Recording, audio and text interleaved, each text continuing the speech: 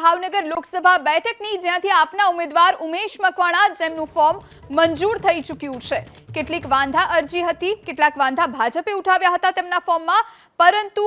અંતે તેમનું ફોર્મ મંજૂર થયું છે એટલે આ વખતે ચૂંટણી મેદાનમાં ઉતરશે। આજે કલેક્ટર ખાતે મારા ફોર્મમાં જે નીમુબેન બાંભણિયાના પ્રતિનિધિ દ્વારા ઉત્પલ દવે દ્વારા જે લેખિત વાંધો ઉપાડવામાં આવ્યો હતો તેમાં આજે મેં મારી લીગલ ટીમ સાથે એ વાંધાનો જવાબ રજૂ કરવામાં આવ્યો હતો માન્ય ચૂંટણી અધિકારી ઓબ્ઝર્વર પાસે, અને મારા વકીલશ્રી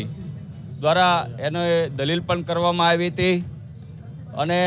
હિતેશભાઈએ ખૂબ સારી દલીલ કરી, અમારા કોંગ્રેસના શહેર અધ્યક્ષ છે, અને એ દલીલના આધારે આજે માન્ય ચૂંટણી અધિકારી માન્ય કલેક્ટર ઓબ્ઝર્વર સાહેબે આજે મારું જે ફોર્મ રદ કરવાના જે વાંધા આપવામાં આવ્યા હતા ભારતીય જનતા પાર્ટીના ઉમેદવાર નીમુબેન બાંભણિયા દ્વારા, તે વાંધા માન્ય રાખવામાં આવ્યા નથી અને આજે મારું જે ફોર્મ જે છે એ સ્વીકારવામાં આવ્યું છે વિધિવત। એ બદલ હું